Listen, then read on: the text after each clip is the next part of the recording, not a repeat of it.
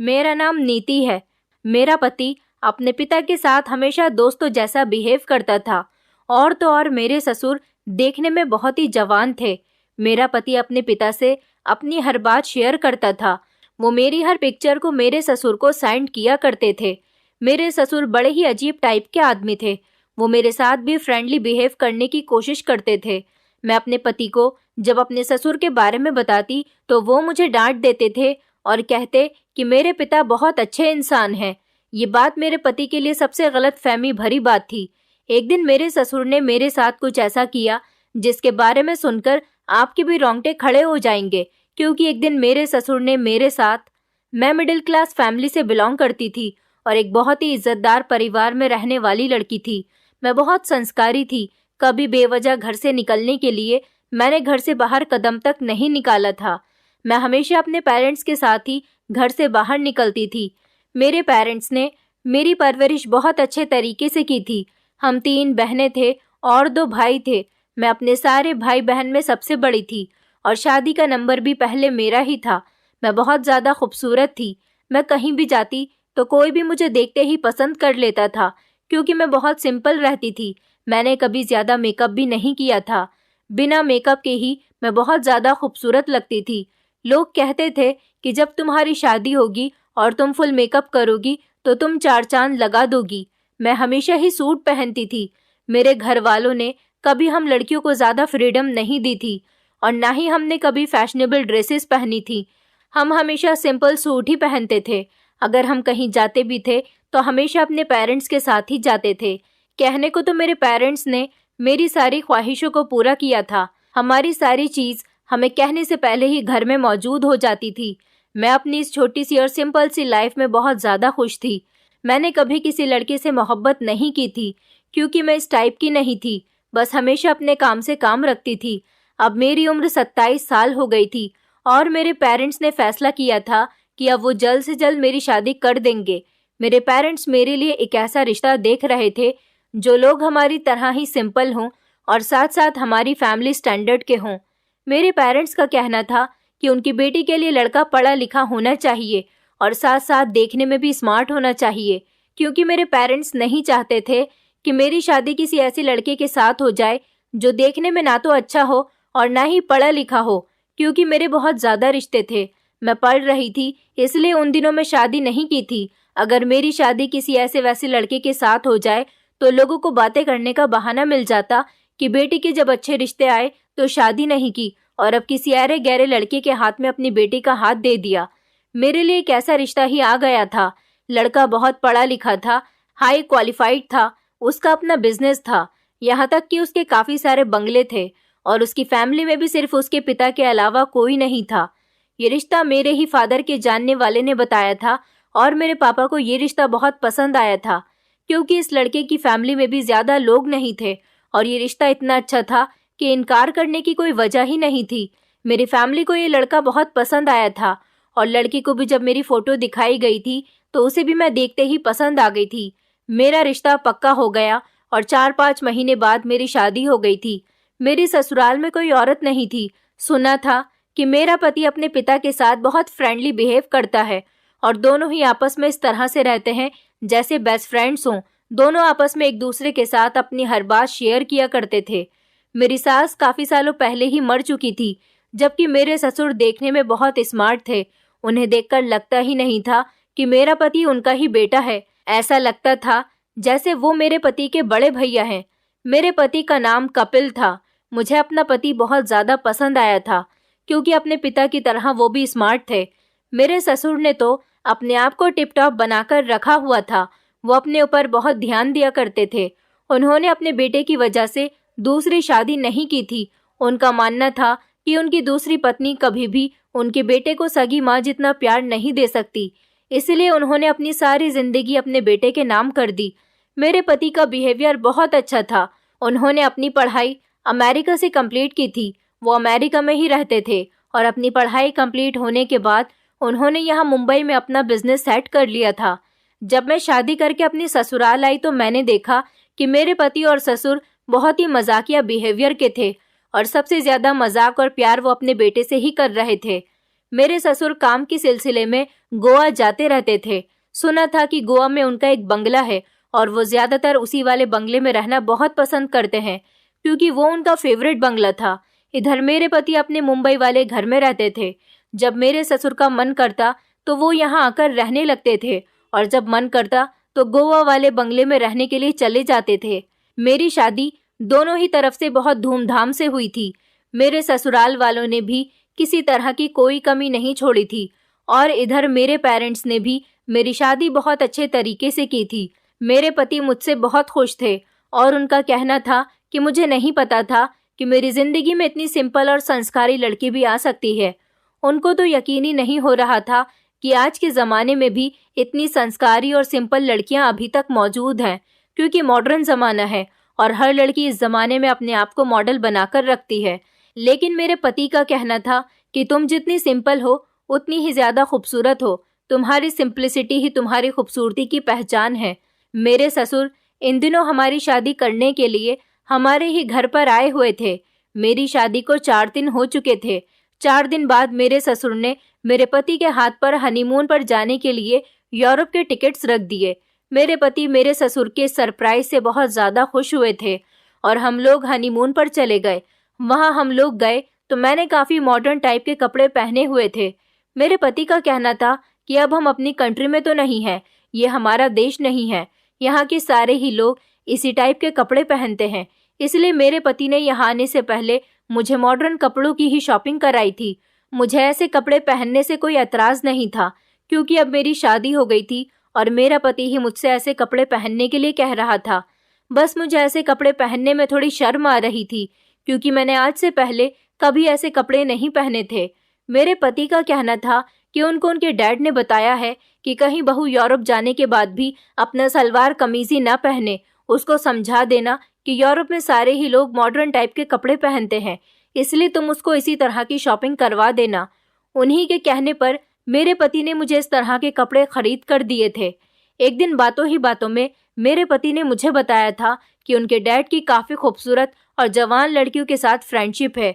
मैं तो ये जानकर हैरान रह गई थी कि इतनी उम्र होने के बावजूद भी मेरे ससुर की इतनी ढेर सारी लड़कियों से फ्रेंडशिप थी।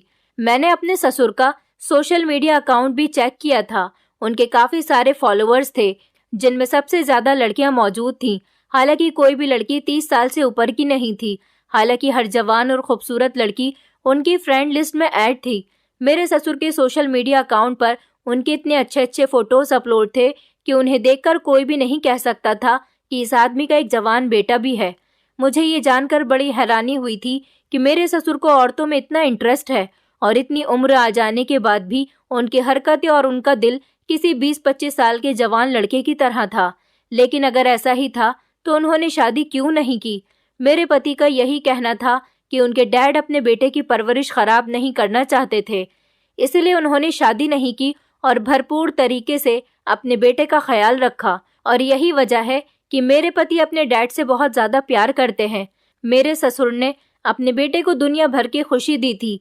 जैसा मेरे पति उनसे कहते थे वो वैसा ही किया करते थे। लेकिन हनीमून पर रहने के दौरान मैंने एक बात नोटिस की थी कि मेरे पति मेरे जितने भी फोटोज क्लिक कर रहे थे वो सारे ही मेरे ससुर को सेंड कर रहे थे। मुझे ये बात बहुत अजीब लग रही थी। यूरोप में मैंने मॉडर्न टाइप के कपड़े पहने हुए थे, जिसमें कहीं कहीं से मेरा शरीर भी नजर आ रहा था। ये जगह अलग थी, यहाँ पर सभी लोग इसी तरह के कपड़े पहनते थे और किसी को किसी से कोई मतलब नहीं था। पर मुझे अपने पति की ये बात अच्छी नहीं लगी कि हम लोग जितने भी फोटोज खींच रहे थे, मेरे पति सारे ही फोटो अपने पिता को सेंड कर रहे थे। और तो और बार बार मेरे पति वीडियो कॉल करके मेरे ससुर को मुझे दिखा रहे थे। मेरे ससुर बार बार मेरे पति से कह रहे थे कि दिखाओ बहू कैसी लग रही है, बहू क्या कर रही है। वो जैसे भी थे पर थे तो मेरे ससुर ही, और ससुर तो पिता समान होता है। मैं नहीं चाहती थी कि मेरे ससुर मुझे ऐसी हालत में देखें। अगर यहाँ यूरोप में मेरे ससुर हमारे साथ किसी वजह से आ भी जाते तो शायद मैं इस तरह के कपड़े नहीं पहनती। मैं तो इस तरह के कपड़े इसीलिए पहन रही थी क्योंकि हम लोग हनीमून पर आए हुए थे और ये मेरे पति की ख्वाहिश थी कि मैं इस तरह के कपड़े पहनूं। और फिर यहाँ का माहौल ऐसा था कि मुझे यहाँ के रहने वाले लोगों से शर्म नहीं आ रही थी। शायद अपने ससुर से शर्माने लगती, पर मेरा पति तो हर मोमेंट की फोटो और वीडियो क्लिक करने के बाद मेरे ससुर को सेंड कर रहा था। हालांकि इस बात पर मेरा अपने पति के साथ मूड भी खराब हो गया था, लेकिन मेरे पति मुझे मना लिया करते थे। उनका कहना था कि अब डैड मुझसे फोटोज और वीडियोज मांग रहे हैं तो मैं उन्हें मना नहीं कर सकता। मेरे ससुराल का माहौल काफी फ्री था। मेरे पति भी इसी टाइप के थे। उनका कहना था कि अब तुम्हारी शादी हो गई है, अब ये सती सावित्री बनना छोड़ दो और अब ये शर्माने के ड्रामे खत्म करो। तुम अपने मायके में थी तो हमेशा घर में कैद रहती थी, अब ये तुम्हारी ससुराल है, खुलकर जीना सीखो। हमारा हनीमून कंप्लीट हो गया था और हम लोग घर पर वापस आ गए थे।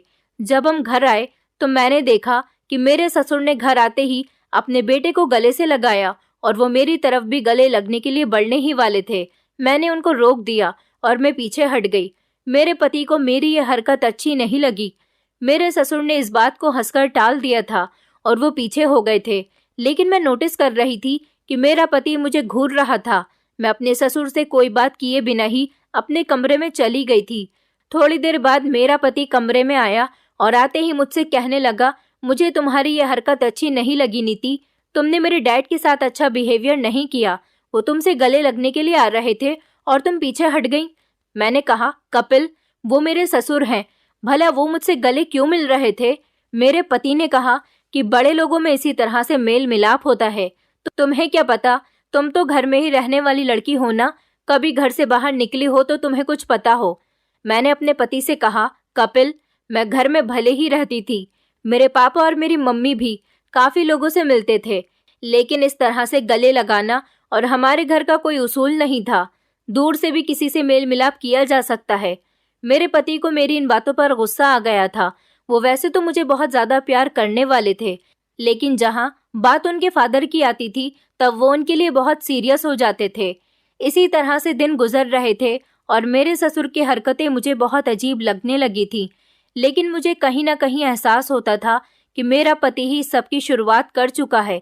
वो बात ठीक है कि मेरा पति अपने डैड से अपनी हर बात शेयर करता था, लेकिन हैरान तो मैं जब हुई थी जब मेरे पति ने हम दोनों पति पत्नी के बीच हुआ सब कुछ भी अपने पिता से शेयर किया था। मेरे पति के लिए कोई बड़ी बात नहीं थी, लेकिन मेरे लिए ये बहुत बड़ी बात थी। मैं तो कभी अपनी माँ से भी इस बारे में बातें नहीं कर सकती थी, क्योंकि पति पत्नी के बीच हुई बातें किसी से शेयर नहीं करनी चाहिए। इधर मेरा पति अपनी हर पर्सनल बात अपने पिता को बता चुका था और इस बारे में भी मेरे पति मुझे खुद ही बताया करते थे। वो जब मुझे बताते कि मैंने तुम्हारी ये बात डैड को बताई तो उन्होंने ऐसा रिएक्शन दिया, मैंने तुम्हारी फोटो डैड को दिखाई तो उन्होंने ऐसे रिएक्ट किया। मैं इन बातों पर बहुत गुस्सा करती थी और चिढ़ जाया करती थी, क्योंकि मुझे ये बातें बहुत गलत लगती थी। अब तो मुझे धीरे धीरे अपने ससुर की हरकतें और भी ज्यादा अजीब लगने लगी थी, क्योंकि मैंने सुना था कि मेरे ससुर पहले अपने गोवा वाले बंगले में ही रहते थे, लेकिन जिस दिन से मेरी शादी हुई थी वो इसी घर में रहने लगे थे। अब तो वो यहाँ से जाने का नाम ही नहीं ले रहे थे और हमेशा मेरे करीब आने की कोशिश करते थे। वो मजाक मजाक में मुझसे बहुत गलत गलत बातें करते थे, जिन्हें सुनने के बाद मुझे शर्म आती थी। जब मैं अपने पति को अपने ससुर की हरकतों के बारे में बताती तो वो कहते कि मेरे डैड हमेशा ही मॉडर्न और बड़े लोगों से ही मिलते जुलते हैं, इसीलिए उनकी आदत भी ऐसी ही हो गई है। वो तो तुम शुक्र मनाओ कि मेरे डैड ऐसे ससुर नहीं है जो अपनी बहू पर रोक टोक करते हों और बहू को सास की तरह ट्रीट करते हों। तुम्हें इतनी अच्छी ससुराल मिली है तभी तो तुम्हें ये सब कुछ रास नहीं आता। मेरे ससुर की जो हरकतें थी मुझे इस सब की वजह अपना पति ही लगता था। उन्होंने कभी मेरी बात पर यकीन नहीं किया और हमेशा ही वो मुझे अपने पिता के आगे गलत साबित कर दिया करते थे। मेरा पति बार बार कहता था कि अमीर और हाई स्टैंडर्ड के लोग इसी तरह के होते हैं। मैं तो मिडिल क्लास फैमिली से बिलोंग करती थी। हम लोग इतने भी गरीब नहीं थे। हम लोगों का भी अमीर लोगों के साथ मिलना जुलना था, क्योंकि हमारे सारे रिश्तेदार ही अमीर थे। मुझे लगता था मेरे पति को मेरी इज्जत की कोई परवाह नहीं है। वो खुद ही मुझे अपने पिता के सामने पेश करने की कोशिश करता था, क्योंकि अपने ससुर की गलत हरकतों की वजह से मैं उनसे बात करना बंद कर देती थी। तो मेरा पति कहता कि कभी भी मेरे डैड को इस घर में रहने से ऐसा नहीं लगना चाहिए कि तुम उनसे बात नहीं कर रही हो। अगर ऐसा हुआ तो मुझसे बुरा कोई नहीं होगा। मैं यहाँ शादी करके आने के बाद एक बहुत बड़ी मुश्किल में फंस चुकी थी। इधर मुझे अपने ससुर की हरकतें पसंद नहीं आती थी और उधर मेरा पति मेरी किसी बात को नहीं समझता था। शुरू शुरू में मेरे पति का बिहेवियर मेरे साथ बहुत अच्छा था, लेकिन जहाँ उनके पिता की बात आती थी तब वो मुझे खूब जलील किया करते थे। एक दिन तो हम लोग शादी में गए थे और वहाँ तो मेरे ससुर ने हद ही कर दी। मेरे ससुर ने मुझे अपने दोस्तों से मिलवाया। मेरे ससुर के दोस्त भी सब उनकी तरह ही देखने में बिल्कुल जवान टाइप के ही थे। मुझे ये सब कुछ बिल्कुल पसंद नहीं आ रहा था। मेरे ससुर बार बार अपने दोस्तों को मुझे दिखा रहे थे। मैं अपने पति से कह रही थी कि देखो, आपके डैड अपने दोस्तों को मेरे बारे में बता रहे हैं, इन्हें शर्म नहीं आती अपनी बहू को अपने दोस्तों को दिखाते हुए। मेरे पति ने कहा कि क्या हो गया है तुम्हें नीति, प्लीज तुम पुराने जमाने के ख्यालों से बाहर निकल आओ। हम पहली बार शादी में आए हैं, कोई तुम्हें जानता नहीं है, तभी तो डैड सबसे तुम्हें इंट्रोड्यूस करवा रहे हैं। मैं अपने पति को कुछ भी बताती तो उन्हें कोई फर्क ही नहीं पड़ता था। मुझे अब अंदर ही अंदर डर लगने लगा था, क्योंकि मैं जानती थी कि मेरे पति अपने डैड को जितना अच्छा समझते हैं वो बिल्कुल भी ऐसे नहीं है। कब किसकी नीयत बदल जाए हमें नहीं मालूम। एक दिन मेरे पति ने कहा कि वो 2 दिन के लिए काम के सिलसिले में शहर से बाहर जा रहे हैं। मैंने अपने पति से कहा कि मुझे भी अपने साथ लेकर चलो, मैं घर में अकेले रहकर क्या करूंगी। मेरे पति ने कहा, मैं वहां तुम्हें अपने साथ नहीं लेकर जा सकता, क्योंकि मुझे लोगों के साथ मीटिंग करनी है, इसीलिए मैं तुम्हें टाइम नहीं दे पाऊंगा। मैंने अपने पति से कहा, तो फिर आप मुझे मेरे मायके में छोड़ दो। काफी टाइम से मैं अपने मायके भी नहीं गई हूँ, जब आप आ जाओगे तो मुझे बुला लेना। लेकिन मेरे पति नहीं माने और कहने लगे कि अब तुम्हारा मायका और ससुराल सब यही है। अब छोटी छोटी बातों पर मैं तुम्हें तुम्हारे मायके तो नहीं छोड़ सकता, और सिर्फ 2 दिन की ही तो बात है। घर में डैड है तो तुम्हारा ख्याल रखने के लिए। मैंने अपने दिल में सोचा, सबसे ज्यादा डर तो मुझे आपके डैड से ही है, क्योंकि कभी कभी बातों ही बातों में मेरे ससुर मेरा हाथ पकड़ लिया करते थे। तो कभी कहते कि आओ हम दोनों सेल्फी क्लिक करते हैं, और सेल्फी क्लिक करने के बहाने वो मुझे छू लिया करते थे। मैं अपने ससुर से बहुत ज्यादा तंग आ गई थी। मैं चाहती थी कि वो अपने गोवा वाले बंगले में रहने के लिए वापस चले जाएं, लेकिन जब से मेरी शादी हुई थी वो वाले बंगले में बिल्कुल भी नहीं जा रहे थे। मेरे पति को लगता था कि उनके पिता मेरा ध्यान रखेंगे, लेकिन मुझे अपने ससुर से डर लगता था। मुझे ऐसा लगता था जैसे मैं इनकी बहू नहीं, उनकी कोई गर्लफ्रेंड हूँ जिसका वो इस्तेमाल करना चाहते हैं। पर मैं ये बात साफ साफ शब्दों में अपने पति से नहीं कह सकती थी, क्योंकि मैं अच्छी तरह से जानती थी कि मेरा पति मुझसे नाराज हो जाएगा। अपने पिता के खिलाफ तो वो एक शब्द भी नहीं सुन सकता। कभी कभी मुझे लगता था कि मेरे ससुर बहुत ही फ्री माइंड के आदमी हैं। शायद मुझे उनका इस तरीके से बात करना गलत लगता है, इसलिए क्योंकि मेरे पेरेंट्स ने मेरी परवरिश बहुत ही सिंपल तरीके से की है। कभी उन्होंने हमें गैर लोगों से मिलने नहीं दिया, और अब अचानक जब शादी हुई तो ससुराल का इतना ज्यादा फ्री माहौल होने की वजह से ही मुझे इतनी प्रॉब्लम हो रही है। अगर शुरू से ही मैं इतनी ज्यादा फ्री माहौल में रही होती तो शायद मुझे इस सब की आदत होती। लेकिन एक दिन मेरा ये वहम भी हकीकत बनकर मेरे ही सामने आ गया। मैंने हमेशा ही खुद को बहुत सेज सेज कर रखा था। मैं ज्यादा किसी के सामने नहीं आती थी, क्योंकि मैं शुरू से ही बहुत शर्मीली टाइप की थी और नए लोगों के सामने मुझे बहुत शर्म आती थी। यही चीज मेरे ससुर और पति को पसंद नहीं थी। उनका कहना था कि अब तुम हमारे घर में आ गई हो, इसलिए तुम्हें ज्यादा शर्माने की जरूरत नहीं है। अब जैसा जमाना है उसी के हिसाब से तुम्हें हमारे साथ रहना होगा। इस घर में कोई ऐसा इंसान भी नहीं था जिसके साथ मैं अपनी हर बात शेयर कर सकती। शुरू से ही मेरी ख्वाहिश थी कि मेरे ससुराल में कम मेंबर हों, ताकि मुझे ज्यादा दिक्कत का सामना ना करना पड़े, क्योंकि मैंने सुना था कि ससुराल में जितने लोग होते हैं उतने ही हंगामे भी क्रिएट होते हैं। लेकिन आज मुझे रह रहकर एहसास हो रहा था कि ससुराल के मेंबर इतने भी कम नहीं होने चाहिए कि आप बिल्कुल अकेले ही पड़ जाओ। मुझे लगता था कि इस सब में सबसे ज्यादा गलती मेरे पति की है। उन्हें मेरी बात को समझना चाहिए था, तसल्ली से मेरी बातों को सुनना चाहिए था, और शायद उनकी यही सबसे बड़ी गलती थी। वो मेरी हर तरह के फोटोज और वीडियोस को अपने पिता को सेंड किया करते थे। यहाँ तक कि मेरे पति को अपने पिता के रिश्ते का भी लिहाज नहीं था कि वो उनके पिता थे। यहाँ तक कि मेरे पति हमारे अकेले में हुई सारी पर्सनल बातें भी अपने डैड से शेयर करते थे। माना कि अमीर लोगों का स्टैंडर्ड थोड़ा हाई होता है, उनके घर का माहौल थोड़ा फ्री होता है, लेकिन इतना भी ज्यादा फ्री नहीं होना चाहिए कि बाप बेटे के रिश्ते में कोई अंतर ही ना रहे। और मैं शायद अपने पति की इन्हीं हरकतों की वजह से अपनी इज्जत को गवा बैठी थी। मेरे पति 2 दिन के लिए शहर से बाहर चले गए थे। मुझे बहुत डर लग रहा था। अब मैं अपने पति से ज्यादा जिद भी तो नहीं कर सकती थी, लेकिन जब वो जा रहे थे तो तब मेरा दिल बहुत अजीब अजीब से अंदेशे दे रहा था कि आज घर के अंदर कुछ बहुत गलत होने वाला है। इस वजह से मैंने अपने पति का हाथ पकड़ा और उनसे कहने लगी, प्लीज मुझे भी अपने साथ लेकर चलो। उन्होंने कहा, नीति तुम बेवजह इतना परेशान हो रही हो, अगर कोई भी प्रॉब्लम हो तो तुम मुझे कॉल कर देना। मैं खुद तो नहीं आ सकूंगा, लेकिन मेरी एक फ्रेंड थोड़ी दूरी पर रहती है, वो तुम्हारा अकेलापन दूर करने के लिए आ जाएगी। मैंने अपने पति से कहा, कपिल मुझे कुछ अजीब अजीब सा महसूस हो रहा है, ऐसा लगता है जैसे कुछ गलत होने वाला है। कपिल ने मुझे गले से लगाया और वो कहने लगे कि तुम परेशान मत हो, बस कल तक की ही तो बात है, मैं कल दोपहर तक ही घर वापस आ जाऊंगा। मेरा पति ये कहकर जाने लगा था।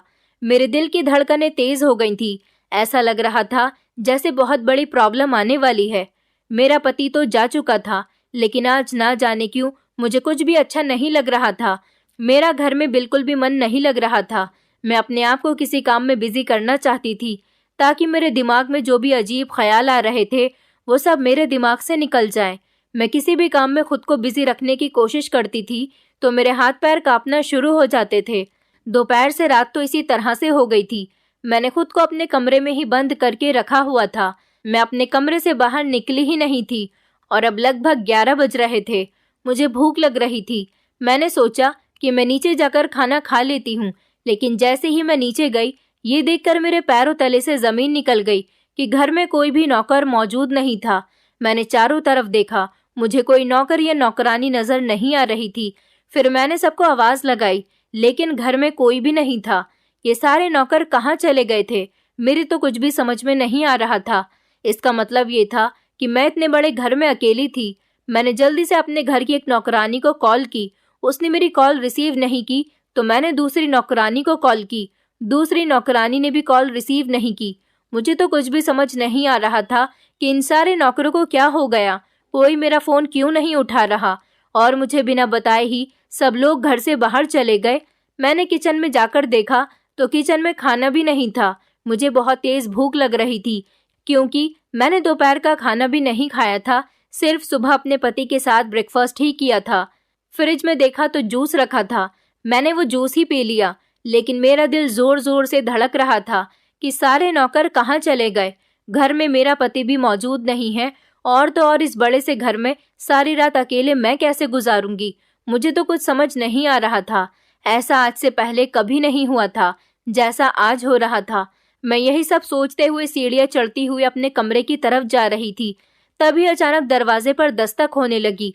दरवाजे की आवाज सुनकर तो मेरा पूरा शरीर कांप उठा था कि रात के इस टाइम पर घर में कौन आ रहा था। मुझे लगा शायद मेरे ससुर होंगे, लेकिन मुझे तो अपने ससुर से भी डर लगता था। पता नहीं वो घर में थे या फिर दरवाजे पर थे। मेरी तो कुछ भी समझ नहीं आ रहा था। मैं यही सब सोच रही थी कि अचानक दरवाजा जोर जोर से बजने लगा तो मैं कांपते हुए शरीर के साथ दरवाजे के पास गई। ऐसा लग रहा था जैसे दरवाजे को कोई बजा नहीं रहा बल्कि तोड़ने की कोशिश कर रहा है। मुझे तो ऐसा लगता था जैसे चौकीदार भी नहीं है। मुझे इस टाइम बहुत डर लग रहा था। मैंने कांपती हुई आवाज में पूछा, कौन है? मेरे पूछने की देर थी कि दरवाजा बजना बंद हो गया। मैंने एक बार फिर से बुलंद आवाज में पूछा कि दरवाजे के पीछे कौन है? इस बार भी किसी का जवाब नहीं आया था। मैंने भी दरवाजा नहीं खोला और वापस अंदर आ गई और तेजी से भागती हुई अपने कमरे की तरफ चली गई। कमरे के अंदर जाते ही मैंने कमरे के दरवाजे को अंदर से बंद कर लिया और कोने में बैठकर कांपने लगी। मेरे दिमाग में अजीब अजीब तरह के ख्याल आ रहे थे। एक पल को मेरा दिल किया कि मैं अपने पति को कॉल करके कह दूं कि वो घर वापस आ जाएं। मुझे कुछ भी ठीक नहीं लग रहा है, लेकिन इससे पहले मैं इस कदम को उठाती तभी अचानक मुझे अपने कमरे की गैलरी में किसी के कूदने की आवाज आई और मुझे गैलरी के अंदर किसी की परछाई दिखाई देने लगी। ये देखकर तो मेरे होश उड़ गए थे। गैलरी का दरवाजा खुला हुआ था और गैलरी से जो लोग अंदर आए थे वो लगभग 3 लोग थे और अब वो गैलरी के थ्रू सीधा मेरे कमरे में आ गए थे। उन लोगों को आते हुए देखकर मेरे पैरों तले से जमीन निकल गई थी, क्योंकि उनमें से 2 लोग तो ऐसे थे जिन्हें मैं जानती नहीं थी, लेकिन मुझे इतना पता था कि ये मेरे ससुर के दोस्त हैं। उनमें एक तो मेरे ससुर ही थे जो अपने दोस्तों को लेकर गैलरी के रास्ते से मेरे कमरे में आए थे। मेरे पैरों तले से जमीन निकल चुकी थी और मैंने चिल्लाना शुरू कर दिया कि आप लोग यहाँ पर क्या कर रहे हो? इस तरह से घर में क्यों घुस आए हो? लेकिन मैं अपने होश खो बैठी थी। मैंने अपने ससुर को भी कहा कि डैड, ये क्या तरीका है घर में घुसने का? और आप तो अच्छे तरीके से जानते हो कि कपिल इस टाइम घर में नहीं है। मेरी आवाज कांप रही थी। मेरे ससुर हंसते हुए कहने लगे, हाँ, मैं अच्छे तरीके से जानता हूँ बहू, कपिल घर में नहीं है, तभी तो अपने दोस्तों को लेकर यहाँ आया हूँ। मेरे ससुर कहने लगे, कपिल के होते हुए तुमसे ज्यादा बातचीत करने का मौका नहीं मिलता, और मैंने तुम्हें जब अपने दोस्तों को शादी में दिखाया था तो उनको तुम बहुत पसंद आई थी। ये लोग भी तुमसे बातचीत करना चाहते हैं। आज कपिल काम से बाहर गया हुआ है, इसीलिए मैंने सोचा कि हम सबको तुमसे मुलाकात कर लेनी चाहिए। मेरे ससुर का लहजा बिल्कुल मिठास से भरा हुआ था और बोलने का अंदाज इतना घटिया था कि मेरी आत्मा तक कांप रही थी और मैं डरते डरते अपने कदम पीछे कर रही थी और मेरे हवास काम करना छोड़ चुके थे। मैं पीछे हटते चली जा रही थी और वो लोग मेरी तरफ कदम बढ़ाते हुए न जाने क्या क्या बातें कर रहे थे, जो मेरी बिल्कुल भी समझ नहीं आ रही थी। जिस बात का मुझे डर था, वो डर आज मेरे सामने खड़ा हुआ था। मुझे यही लगता था, कभी कभी मेरे पति जो मेरी खूबसूरती के गुण गाते थे और मेरी हर अच्छी बुरी बात अपने डैड को सिर्फ इसीलिए बताते हैं क्योंकि वो उनके डैड कम उनके फ्रेंड ज्यादा हैं। मुझे डर था कि एक न एक दिन कुछ ऐसा वैसा न हो जाए जिसके बाद मैं किसी को मुंह दिखाने लायक नहीं रहूंगी। और आज इन लोगों के आने का तरीका और उनके बोलने का स्टाइल मुझे हकीकत दिखा चुका था कि आज मेरे साथ क्या होने वाला है। लेकिन मैंने फैसला कर लिया था कि मैं अपनी इज्जत का सौदा किसी भी हाल में नहीं करूंगी। मैं फौरन ही दरवाजे की तरफ भागने लगी। मैंने सोच लिया था कि मैं घर से बाहर निकलकर लोगों को इस इंसान की हकीकत के बारे में बता दूंगी कि यह आदमी मेरे पति के पीछे मेरे साथ क्या करने की कोशिश कर रहा है। शायद वो लोग मेरे भागने पर मेरा दिमाग पड़ चुके थे। इस वजह से मेरे भागते ही मेरे ससुर के एक दोस्त ने मुझे पकड़कर अपने काबू में कर लिया। मैं उस आदमी से खुद को छुड़ाने की कोशिश करने लगी। मेरे ससुर ने भी कहा कि अरे अरे, भाग क्यों रही हो बहू, अभी तो हम लोगों ने तुम्हारे साथ कुछ किया भी नहीं। ये कहकर वो सब लोग जोर जोर से हंसने लगे। मैंने अपने ससुर को वास्ते देना शुरू कर दिया कि प्लीज भगवान के लिए मेरी इज्जत को ना रोंदो। मैं आपके घर की इज्जत हूँ, आपके बेटे की पत्नी हूँ, आपकी बहू हूँ, और बहू तो बेटी समान होती है, और आप अपनी ही बेटी की इज्जत के साथ खेलना चाहते हो।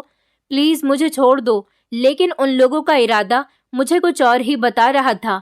अचानक ही उनमें से एक ने मेरा बाजू अपनी गिरफ्त में कर लिया था और मुझे जोरदार धक्का देते हुए बेड पर गिरा दिया, और एक साथ ही वो तीनों मुझ पर हावी हो गए थे। और फिर वही हुआ जो शायद मेरे साथ नहीं होना चाहिए था, जिसके होने ने मेरी जिंदगी को तबाह करके रख दिया था। मेरे ससुर और उनके दोनों दोस्तों ने मेरी जिंदगी को बर्बाद कर दिया क्योंकि उन्होंने मेरे साथ, मैं बर्बाद हो चुकी थी, मेरी इज्जत लुट चुकी थी। मैं खुद को हमेशा सींच सींच कर रखने वाली लड़की थी, लेकिन आज मेरी इज्जत खराब हो चुकी थी। और ये सब इसलिए हुआ था क्योंकि मेरे पति ने मेरी बात का भरोसा नहीं किया था। मैंने कई बार उनको बताने की कोशिश की थी कि आपके डैड की हरकतें मेरी तरफ से कुछ अच्छी नहीं हैं, लेकिन हर बार मेरे पति ने मेरी बात को समझा ही नहीं था। मेरे आंसू थम नहीं रहे थे। मैं जिन हालात का शिकार थी वो सब कुछ मेरे साथ हकीकत में हो चुका था। ससुर तो पिता समान होता है, बहू ससुर की सेवा करती है, लेकिन मेरी ससुर ने मेरी इज्जत को अपने दोस्तों के साथ मिलकर तार तार कर दिया था। मुझे समझ नहीं आ रहा था कि मैं किस जगह पर जाकर अपना मुंह छुपाऊं। सारी रात इसी तरह से बारी बारी वो लोग मेरे शरीर को छल्ली करते रहे। मेरी इज्जत मेरे लिए सब कुछ थी, और आज मैं अपनी वही इज्जत अपने ससुर और उनके दोस्तों की वजह से लुटवा चुकी थी। मेरे ससुर की पहले दिन से ही मुझ पर गंदी नजर थी और वो मेरे करीब आने की कोशिश करते थे, लेकिन उनको मेरा फायदा उठाने का मौका नहीं मिल पा रहा था। वो मुझे और लड़कियों की तरह समझ रहे थे कि अगर वो मेरे करीब आने की कोशिश करेंगे तो मैं उनसे इम्प्रेस हो जाऊंगी, लेकिन मैं ऐसी फैमिली से बिल्कुल नहीं थी। मैं उन लड़कियों जैसी नहीं थी जो बहुत खुले माहौल की होती हैं। मैं तो अपने ससुर को पिता की जगह देती थी। मेरे ससुर जानबूझकर मेरे पति से मेरी पिक्चर्स लेते थे और उनको अकेले में देखा करते थे, और उस दिन शादी में वो मुझे अपने दोस्तों को इसीलिए दिखा रहे थे कि उनकी बहू कितनी खूबसूरत है, ताकि वो और उनके दोस्त मिलकर मेरा फायदा उठा सके। मेरा पति अक्ल से इतना पैदल था कि हर बार मेरे समझाने पर वो उल्टा मुझे ही डांट दिया करता था। कभी उसने मेरी इज्जत की हिफाजत करने की कोशिश ही नहीं की। खुला माहौल कह कहकर उसने आज मेरी इज्जत को अपने पिता के हाथों लुटा दिया था। मैं बेड पर ही एक तरफ को बुरी हालत में पड़ी हुई थी। मेरे शरीर पर कपड़े भी मौजूद नहीं थे।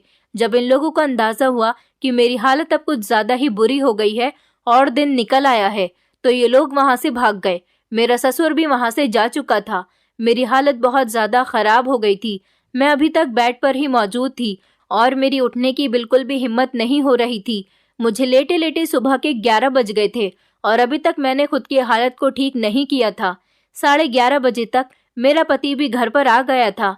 उसने जब मुझे इस हालत में देखा तो मुझे जगाने की कोशिश की। वो घबरा गया था ये देखकर कि मैं किस हालत में बेड पर लेटी हुई हूँ। उसने जल्दी से मेरे शरीर पर ब्लैंकेट ढका और मुझसे पूछने लगा कि तुम्हारी ये हालत किसने की। काफी देर तक तो मैं अपने होश में नहीं थी, लेकिन मेरे पति ने मुझे उठाकर बिठाया और मुझे पानी पिलाया। मेरी हालत कुछ बेहतर हुई थी। फिर मैं अपने पति के आगे फूट फूट कर रोने लगी और रो रो कर मैंने उनको सब कुछ बता दिया। मेरी ये सारी बातें सुनकर तो वो बहुत ज्यादा चौंक कर रह गए थे और उन्हें अपने कानों पर विश्वास नहीं हो रहा था। मेरे पति ने कहा कि घर के सारे नौकर कहाँ मर गए थे। मैंने अपने पति को बताया कि आपके डैड ने शायद सारे नौकरों को घर से भेज दिया था। घर में कोई भी मौजूद नहीं था। मेरे पति को बहुत ज्यादा गुस्सा आया। मैंने अपने पति से कहा कि ये सब आपकी ही लापरवाही का नतीजा है। मैंने तो आपसे कहा था कि मुझे आपके डैड की हरकतें ठीक नहीं लगती, लेकिन आपने मेरी कभी किसी बात पर यकीन ही नहीं किया। मेरे पति ने कहा कि मुझे नहीं पता था नीति कि डैड एक दिन तुम्हारे साथ ऐसा भी कर सकते हैं। मैं अपने डैड को बहुत अच्छा समझता था और आज तुम्हारी हालत साफ जाहिर कर रही है कि तुम सच कह रही हो। मेरे पति ने कहा, लेकिन आज मुझे फैसला करना ही होगा। मैं तुम्हारे हक में बोलकर ही रहूंगा। मेरे पति ने फौरन अपना मोबाइल उठाया और पुलिस को कॉल करके सब कुछ बता दिया। थोड़ी ही देर बाद हमारे घर में पुलिस आ गई थी। पुलिस ने मेरे बयान लिए। मैंने पुलिस को अपने ससुर के बारे में सब कुछ बता दिया था। मेरे ससुर अभी तक घर पर नहीं आए थे। पता नहीं वो कहाँ पर थे, लेकिन पुलिस ने मेरे ससुर और उनके दोनों दोस्तों को ढूंढ कर निकाल लिया था और उनके खिलाफ कार्यवाही की गई थी। मेरे ससुर ने बहुत शर्मिंदा होकर मेरे पति से माफी मांगी थी और उन्होंने कहा कि मैं तो शुरू से ही जवान लड़कियों का शौकीन हूँ। मैं सिर्फ उनके शरीर के साथ खेलना जानता हूँ। मेरा मन तो बिना शादी किए ही भर रहा था, इसलिए मुझे शादी करने की कभी जरूरत ही नहीं पड़ी। मेरे पति को अपने पिता के मुंह से ये बातें सुनकर बहुत शर्मिंदगी महसूस हो रही थी। उन्होंने पहले तो अपने डैड के मुंह पर थप्पड़ मारा और कहा कि मुझे आपसे ऐसी उम्मीद नहीं थी। मैंने हमेशा आपको अपने फ्रेंड्स की तरह समझा था। ये बात आप अच्छी तरह से जानते हो और आपने इसी बात का गलत फायदा उठाकर मेरी पत्नी के साथ अपने दोस्तों के साथ मिलकर ये सब कुछ किया। मेरे ससुर बहुत शर्मिंदा हो रहे थे क्योंकि उन्हें उम्मीद नहीं थी कि मैं अपने पति को सब कुछ बता दूंगी। वो मुझे भी और लड़कियों की तरह ही समझते थे। पुलिस मेरे ससुर और उनके दोनों दोस्तों को अरेस्ट करके ले गई। मेरे पति ने अपने डैड से सारे रिलेशन खत्म कर दिए। मेरी मेडिकल रिपोर्ट भी हुई थी जिसमें साफ जाहिर था कि मेरे ससुर और उनके दोनों दोस्तों ने मेरे साथ क्या किया था। मेरे पति ने भी मुझसे माफी मांगी थी और वो बहुत शर्मिंदा हो रहे थे। काफी दिनों तक मेरा ट्रीटमेंट चला रहा था क्योंकि मेरी हालत बहुत ज्यादा खराब कर दी गई थी। मेरे पति ने वादा किया था कि वो आज के बाद मेरी इज्जत की रखवाली करेंगे और कभी भी इस तरह से अपनी पत्नी को दूसरों के सामने रुस्वा नहीं होने देंगे। मेरे पति यहाँ रहते तो उन्हें रह रहकर अपने पिता की गलती पर गुस्सा और अपने पिता की याद आती, इसीलिए वो मुझे अपने साथ अपने मुंबई के ही दूसरे बंगले में ले गए और अब हम दोनों पति पत्नी वहीं पर रहते हैं और इस बात को काफी साल गुजर गए हैं। मेरे पति का बिहेवियर मेरे साथ बहुत अच्छा है और मेरे पति मेरा बहुत ख्याल रखते हैं। मेरे ससुर को तो जेल जाने के बाद उनके किए की सजा मिल गई थी। मैं अब अपने पति के साथ बहुत खुश हूँ, लेकिन आप लोगों से रिक्वेस्ट करना चाहती हूँ कि एक औरत की इज्जत ही उसका गहना होती है, इसलिए औरत की इज्जत करना सीखिए। और एक औरत अपने पति से सिर्फ यही चाहती है कि उसका पति उसकी इज्जत की रखवाली करे। अगर उसका पति ही उसे समझने की कोशिश नहीं करेगा तो फिर हर औरत के साथ ऐसा ही होगा जैसा मेरे साथ हुआ, क्योंकि इस दुनिया में ऐसे काफी खूंखार लोग पड़े हुए हैं जो औरत को गलत नजर से देखते हैं और उसके पति की लापरवाही का फायदा उठाते हुए उसकी इज्जत को तार तार कर देते हैं। इसलिए आप लोग भी अपना ख्याल रखिए। दोस्तों, उम्मीद करती हूँ आपको हमारी कहानी पसंद आई होगी। कहानी पसंद आई है तो वीडियो को लाइक करें, चैनल पर नए हैं तो चैनल को सब्सक्राइब करें और हाँ, नोटिफिकेशन बेल को जरूर दबाएं ताकि अगली अपडेट सबसे पहले आपको मिले।